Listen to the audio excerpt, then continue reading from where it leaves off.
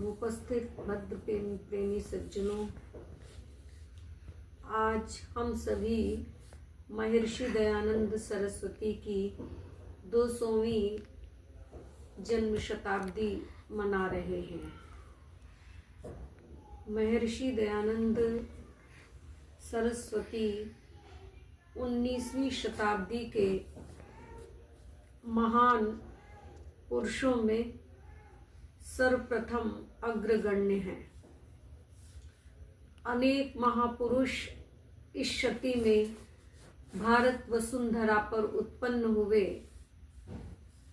किसी ने सामाजिक क्षेत्र में क्रांति की, किसी ने धार्मिक क्षेत्र में क्रांति की, किसी ने सांस्कृतिक क्षेत्र में क्रांति की, लेकिन महर्षि दयानंद सरस्वती एक ऐसे अद्भुत व्यक्तित्व के धनी थे जिन्होंने धार्मिक, सामाजिक, सांस्कृतिक और राजनीतिक आदि सभी क्षेत्रों में क्रांति का बिगुल बजा दिया।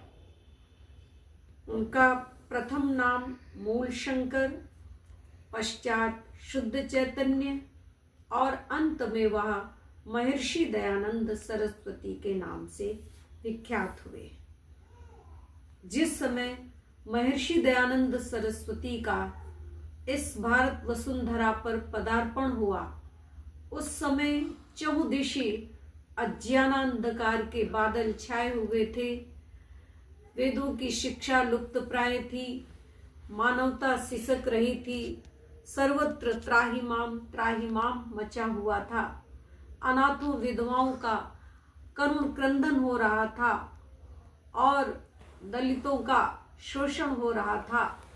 ऐसे भीषण समय में महर्षि दयानंद सरस्वती ने यहाँ पर पदार्पण करके आर्य समाज रूपी आंदोलन की स्थापना करके और संसार भर की समस्त बुराइयों को, कुरीतियों को, कुप्रथाओं को, रूढ़ियों को, परंपराओं को चुनौतियां दे डाली।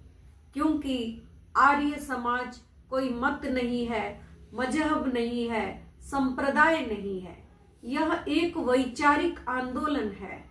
और महर्षि दयानंद ने संसार की समस्त बुराइयों को नष्ट करने के लिए ही इस आर्य समाज रूपी आंदोलन की स्थापना की थी, जिसे अमेरिका के प्रसिद्ध विद्वान एंड्रू जैक्सन डेविस ने विशाल अग्नि के रूप में देखा था और कहा था कि मुझे पूर्व दिशा से एक ऐसी आग दिखाई देती है जो दुनिया भर की समस्त बुराइयों को नष्ट करने की, भ्रष्ट करने की ताकत रखती है।